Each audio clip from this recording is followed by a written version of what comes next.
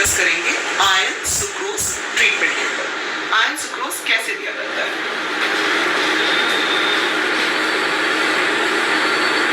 Okay, so now we will talk of iron sucrose.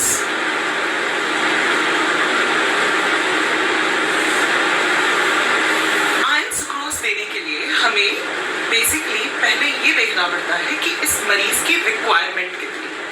उस requirement को बोलते हैं, एक फॉर्मूला होता है, अगर नाम याद कर ले तो अच्छी बात है, वरना फॉर्मूला तो सबको आना चाहिए। गैंजोनीज फॉर्मूला कहा जाता है।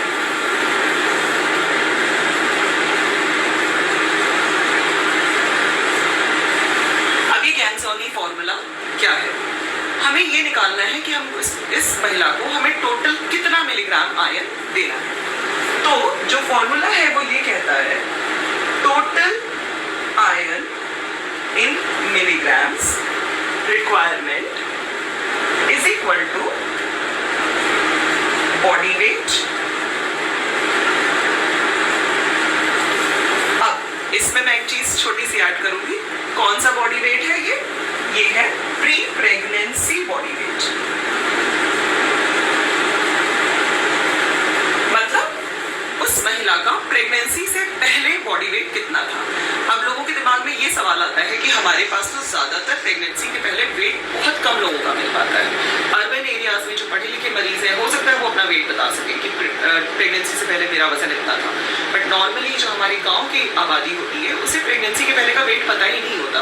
तो हम क्या कर सकते हैं, हमारी वो महिलाएं जो पहला एंटीनेटल चेकअप कराने फर्स्ट ट्राइमेस्टर में आई हैं, जो वजन उस समय उन्होंने रिकॉर्ड करवाया वही वजन हम मान के चलते हैं कि प्री प्रेगनेंसी बॉडी वेट रहा होगा। क्योंकि प्रेगनेंसी की शुरुआती 1 महीने में या 3 महीने में बहुत ज्यादा वेट गेन नहीं होता है।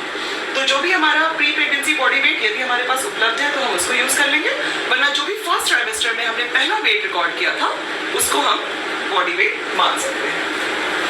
इसको हम मल्टीप्लाई करते हैं with target HB minus actual HB.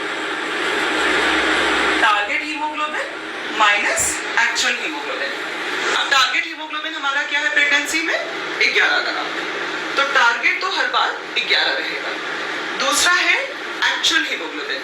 Actual मतलब जो हमने मेजर किया है, ठीक है। जो पिछला वीडियो था मैंने उसमें आपसे डिस्कस किया था कि हीमोग्लोबिन को मेजर करने के लिए जो सबसे आसान तरीका है वो है डिजिटल हीमोग्लोबिनोमीटर। जैसे हमारे पास ग्लूकोमीटर्स आते हैं उसी तरह से हम फिंगर प्रिक करके स्ट्रिप लगा के इमीडिएटली बता सकते हैं कि इस महिला का हीमोग्लोबिन कितना है। और अगर आप लैब में सैंपल भेजते हो तो लैब की रिपोर्ट आने में थोड़ी सी टाइम लगती है। तो जो भी एक्चुअल हीमोग्लोबिन उस महिला का हमने रिकॉर्ड किया है वो हीमोग्लोबिन, उसके बाद एक मल्टीप्लिकेशन फैक्टर इसमें लगता है जिसको हम बोलते हैं 2.4। ये जो भी वैल्यू निकलकर आती है इसमें हम जोड़ देते हैं 1000 मिलीग्राम। 1000 मिलीग्राम। अब ये 1000 क्यों है? ये 1000 इसलिए है क्योंकि जब हम आयरन थेरेपी पेरेंट्रल देते हैं सुक्रोज के थ्रू तो हम उस महिला का बॉडी का आयरन रिजर्व भी बिल्ड कर देते हैं, ताकि ऐसा ना हो कि जब तक थेरेपी चल रही है तब तक उसका हीमोग्लोबिन बढ़ता रहा और एक बार हमने थेरेपी बंद कर दी तो उसका हीमोग्लोबिन फिर से गिर जाए। तो हमेशा क्या करते हैं कि हम जब आयरन इन्फ्यूजन देते हैं तो 1000 मिलीग्राम हम उसमें और जोड़ देते हैं ताकि उसके बॉडी के रिजर्व्स भी बिल्डअप हो जाए, और उसके बाद जो टोटल वैल्यू निकलती है उसको हमें उसको चढ़ाना होता है। तो मैं आपको इस सिंपल एग्जांपल से समझाती हूँ। मान लीजिए हमारे पास कोई महिला आई जो 50 किलो प्री प्रेगनेंसी जिसका बॉडी वेट था या फर्स्ट ट्राइमेस्टर बॉडी वेट था, तो यहाँ पे इसकी जगह पे क्या आ जाएगा 50। अब हम इसको मल्टीप्लाई करेंगे इस वैल्यू से। टारगेट जैसा कि मैंने आपको बताया क्या है, हमेशा 11 ग्राम है। मान लीजिए उसका एक्चुअल हीमोग्लोबिन था 6 ग्राम, तो एक्चुअल की जगह हमने डाल दिया 6। इसको अब हमने मल्टीप्लाई किया 2.4 से, और उस जो भी ये टोटल वैल्यू आएगी इसमें हम 1000 मिलीग्राम और जोड़ देंगे, ठीक है। तो हमने पहले लिया प्री प्रेगनेंसी बॉडी वेट, फिर हमने ये वैल्यू डाली टारगेट हीमोग्लोबिन हमारा 11 है, एक्चुअल हीमोग्लोबिन जो हमने मेजर किया इस महिला का वो 6 है, 2.4 मल्टीप्लिकेशन फैक्टर है और 1000 मिलीग्राम हमने जोड़ दिया उसके बॉडी स्टोर्स के लिए। तो अब ये वैल्यू क्या आ जाएगी, 50 इंटू 5 इंटू 2.4 प्लस 1000 mg। ठीक है, तो अब ये 50 इंटू 5 इंटू 2.4 कितना हो गया, टोटल हो गया 600 प्लस ये हो गया 1000। तो एक 50 किलो की महिला प्री प्रेगनेंसी वेट में जिसका एक्चुअल हीमोग्लोबिन 6 ग्राम % है, उसको हमें करीब 1600 mg, तो इसका आंसर क्या आया 1600 मिलीग्राम, उसको हमें करीब 1600 मिलीग्राम आयरन सुक्रोज देना पड़ेगा उसका हीमोग्लोबिन 11 ग्राम % पहुंचाने के लिए। तो ये तो हो गया कैलकुलेशन। अब आयरन सुक्रोज दिया कैसे जाएगा, आई होप यहां तक सबको क्लियर है। अब ये 1600 मिलीग्राम जो हमें देना है इस गैंज़ोनी फॉर्मूला के हिसाब से वो दिया कैसे जाएगा, तो ये मैं आपको बताती हूँ।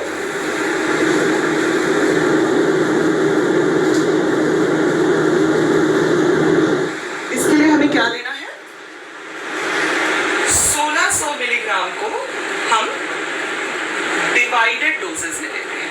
आयरन सुक्रोज किस तरह से चढ़ाया जाता है वो अब हम डिस्कस करेंगे।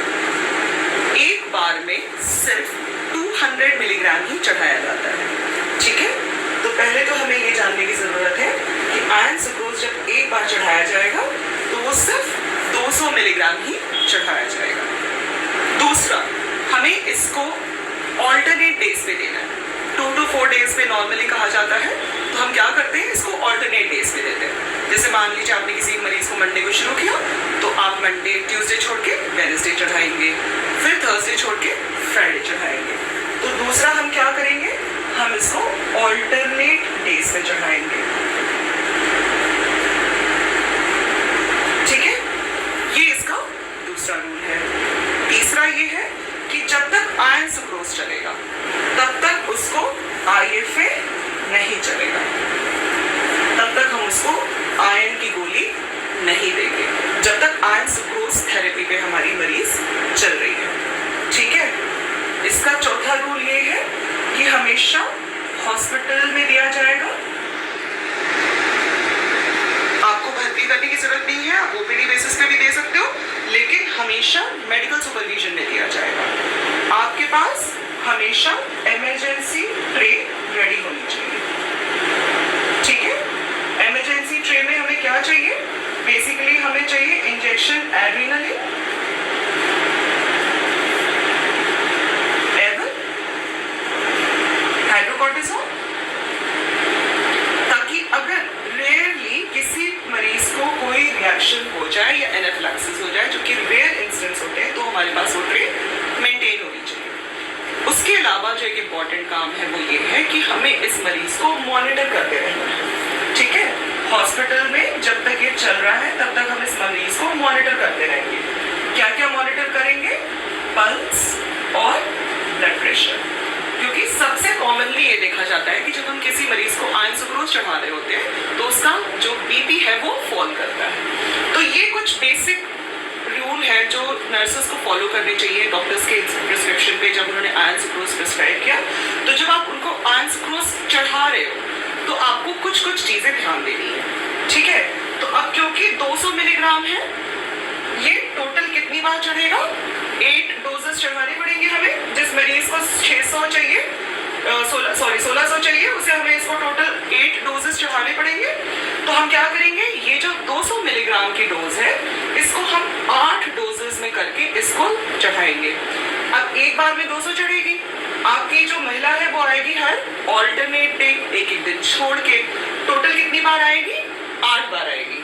तो कहने का मतलब है कि एक महिला में जो ये पूरा ट्रीटमेंट है वो करीब करीब 2 से 2.5 हफ्ते चलेगा। जैसे अगर आप उसको मंडे वेडनेसडे फ्राइडे बुलाते हैं, फिर वो सैटरडे संडे छोड़ के नेक्स्ट मंडे वेडनेसडे फ्राइडे आएगी, तो 6 डोजेस कंप्लीट होंगे। उसके बाद वो एक मंडे और एक वेडनेसडे और आएगी। तो इस तरीके से आप इसको ऑल्टरनेट डेज पे बुलाएंगे। और हर बार जब बुलाएंगे तो उसको ये समझा के रखना है कि जब तक आयरन सुक्रोज चल रहा है बेटा आप IFA नहीं खाओगे, आपको अपने हॉस्पिटल में उसको लिटा के अपने सामने चढ़वाना है। जिस दौरान उसका चढ़ रहा होता है तो हमें BP और पल्स मॉनिटर करना पड़ता है और एक इमरजेंसी ट्रे रखनी पड़ती है। अब इसको चढ़ाया कैसे जाता है हम उस पर डिस्कस कर लें, ठीक है। तो iron sucrose is an infusion.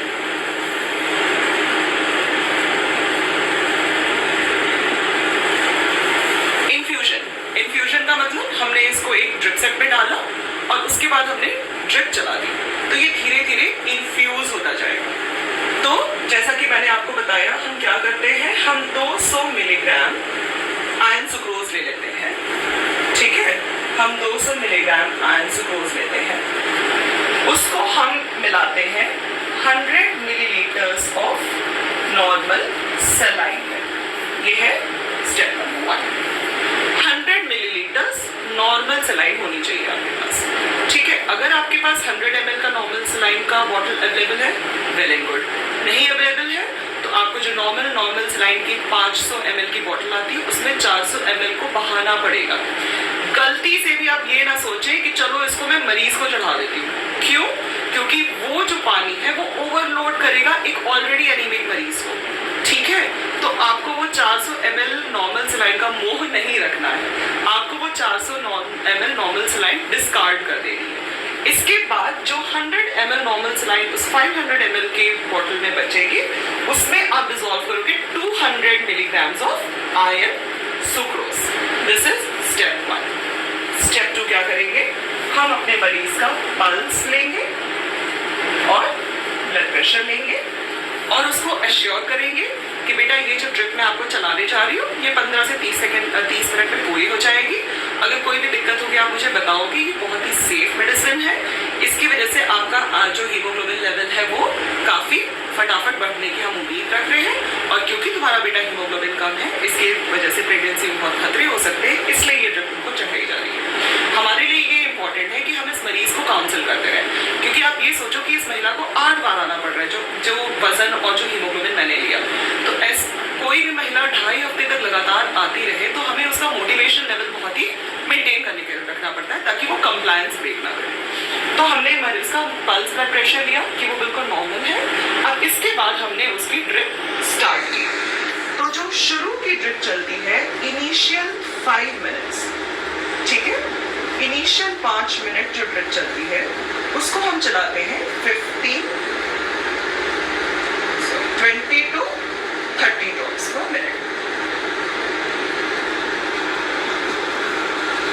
जब हम आयरन डेक्स्ट्रान देते थे तो हम हर पेशेंट का पैच टेस्ट करते थे।